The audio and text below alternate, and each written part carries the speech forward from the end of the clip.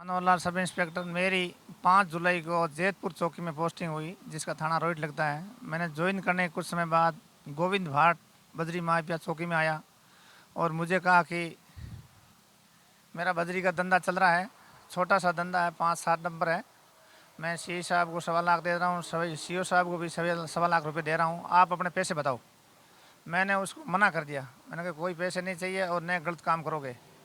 तो उसने कहा कि साहब के पास चलो। मैंने कहा आज मैं बिजी हूँ और कल आ जाना, चलेंगे। दूसरे दिन उसने व्हाट्सएप किया, कब चलना है? मैंने कहा अभी चलना है। तो तुरंत 2 मिनट बाद में शरणवासी संत सीओ साहब का फ़ोन आया कि तुरंत मेरे ऑफिस में आओ। मैं ऑफिस में गया तो सीओ साहब ने, मैं रीडर से पूछ के गया, मैं साहब से पूछो। मैं अंदर गया तो मुझे बाहर निकाल दिया गेट आउट करके। फिर मैंने बाहर 1 घंटा वेट किया, फिर अंदर बुलाया। मुझे कहा कि तुम बद्री माफियों से पैसा लेना चाहते हो और बद्री माफिया कौन है आप जानते नहीं, ये सब मेरा आदमी है। फिर मेरे आधा घंटा धमकाया, फिर मैं आ गया थाने। जैसे ही थाने पहुंचा, श्री जसवंत सिंह जी सी साहब का फ़ोन आया मेरे पास में, क्या तुरंत थाने आओ। मैं उसी वर्दी में तुरंत थाने पहुंचा। सी साहब ऑफिस में गया तो आगे 2 आदमी बैठे थे। अंदर घुसते ही एक आदमी ने कहा मुझे जानते हो? मैंने कहा नहीं जानता। कि मुझे सवाई सिंह राजपुरोहित कहते हैं, रेंज से बाहर टिका दूंगा, क्या सोच रखा है? मैंने कहा ऐसा क्या हो गया सर? तो सी साहब ने कहा आप जानते नहीं हो, यहाँ जो भी डंपर चल रहे हैं सब सीओ साहब के मिलने वाले हैं और इनके ही आदमी हैं, और ये भी इनके आदमी हैं।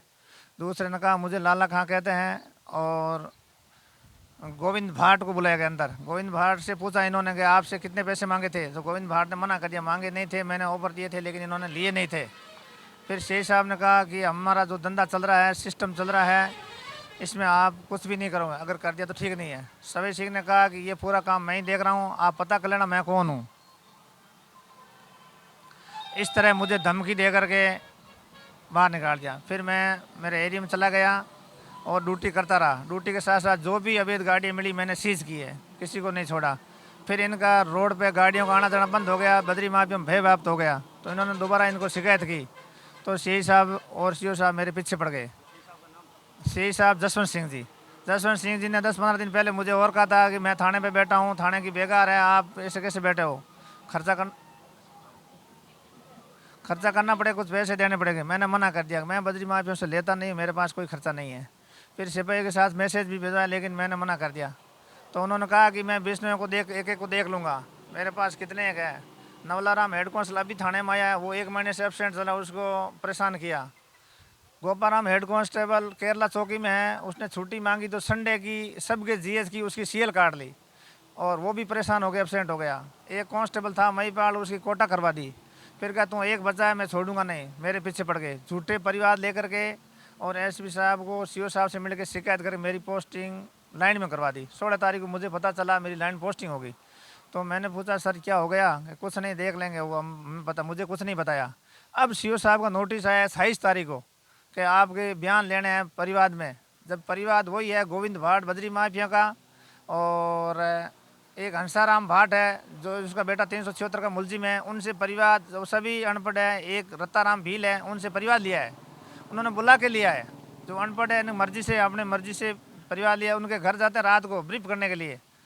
मेरे पास फ़ोन आता है कि साहब आप सीओ साहब ने बुलाया है, आज सी साहब ने बुलाया है कि जो हम कहें वैसे ही बयान देने हैं।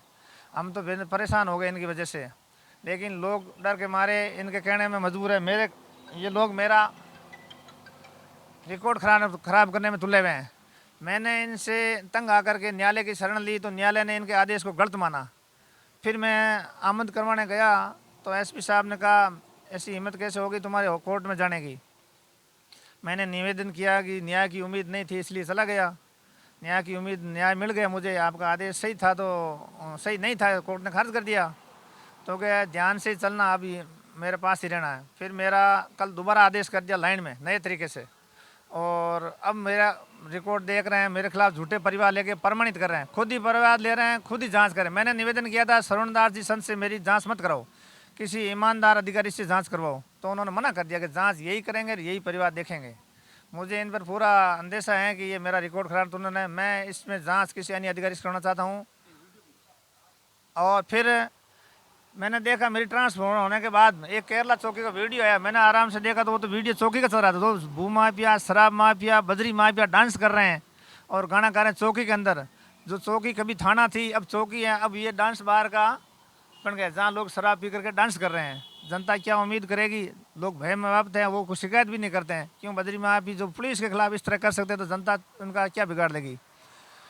फिर जिस डांस की जगह चौकी केरला को इन्होंने, मैंने सुना है कि उस गाजन मांदा का मिंदर बताया, जबकि स्पष्ट गेट दिख रहा है, चौकी बेरी के बीच में डांस हो रहा है। सभी मुलाजमान कह रहे हैं कि हमारे थाने के अंदर ऐसी पार्टियां तो कई दिनों से चल रही है, लेकिन ये वीडियो एक ही वायरल हुआ है। इसी दौरान 15 अगस्त को देखा गया तो सवाई सिंह राजपूत झंडारोहण कर रहा है चौकी का। ये वहाँ का मुखिया नहीं, ये वहाँ का जनप्रतिनिधि नहीं, ये इसका आपराधिक रिकॉर्ड है, तो कई गंभीर प्रकरण दर्ज हैं। और ऐसे ऐसे आदमी झंडारोहण कर रहे हैं, पुलिस की चौकी में ये कारनामे हो रहे हैं।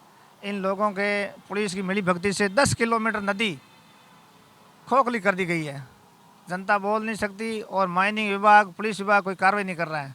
जो कार्रवाई कर रहा है उसको उठा करके बाहर फेंक देते हैं, जिससे हमें भी न्याय की उम्मीद कम है।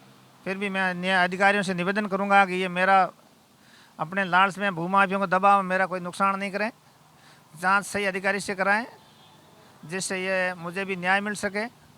जो वर्तमान में सीओ साहब शरणदास जी संत जो परिवार अपने आप तैयार किए हुए हैं, उनसे मुझे कतई उम्मीद नहीं है कि वो खुद ही परिवार बनवा रहे हैं, खुद ही जांच कर रहे हैं, फिर ये तो प्रमाणित करके खुद ही एसपी साहब से निर्णय करेंगे।